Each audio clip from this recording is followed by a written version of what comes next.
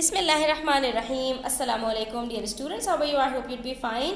I'm here with the poem on the grasshopper and cricket. We have covered the word meanings and explanation of this poem, and now we are heading towards the summary of this poem. So hold a pencil in your hand and a notebook and start noting down what I'm going to share with you right now. ठीक है, हम summary कर लेते हैं. इसकी summary के अंदर हम सारी चीज़ें तो explanation में discuss कर चुके थे, लेकिन अब जब summary लिखने की बात आती है तो उसको भी हमें discuss कर लेना चाहिए. तो यहाँ पर basically the poetic voice of the earth never dies, even when all the birds are hiding from the sun in the cool shade of the trees.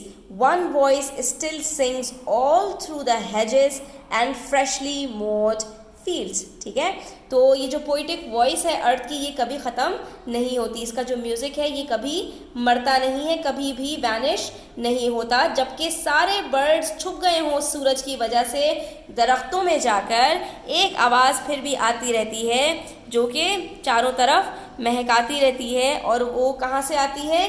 झाड़ियों में से, और जो अभी अभी घास काटी गई है उसमें से ये आवाज़ आती है.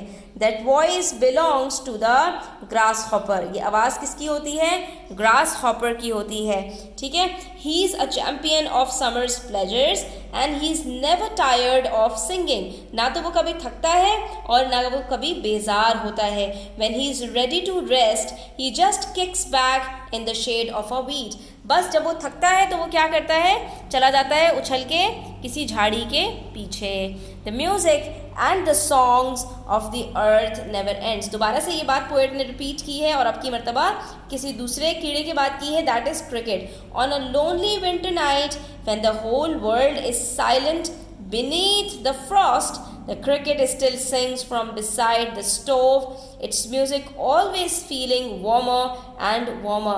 वो एक स्टोव के पीछे छुप जाता है और वहाँ से अपना गाना सुनाता है और उसके म्यूज़िक जो है वो इंसान को ज़िंदा रखता है. To a person daydreaming by the stove, the cricket's voice sounds a lot like the grasshoppers in the summery hills. तो एक शख्स जो करीब है, बैठा हुआ सो रहा है, उसको ऐसा महसूस होता है कि जैसे ग्रास हॉपर लौट आया हो. और ग्रास हॉपर कब आता है? वो समर्स में आता है, तो उसको याद आ जाता है कि शायद सर्दियों के बाद बहार का मौसम लौट आया है. ठीक है स्टूडेंट्स, तो यहाँ तक हमारा आज का काम था समरी का. हमने समरी लिख ली है. अगर आपको कोई चीज़ समझ में ना आए तो कमेंट सेक्शन में पूछ लीजिएगा. वीडियो अच्छी लगे तो लाइक कीजिएगा, फ्रेंड्स के साथ शेयर कीजिएगा, चैनल सब्सक्राइब कीजिएगा. अपना ख्याल रखिएगा. अल्लाह हाफ़िज़.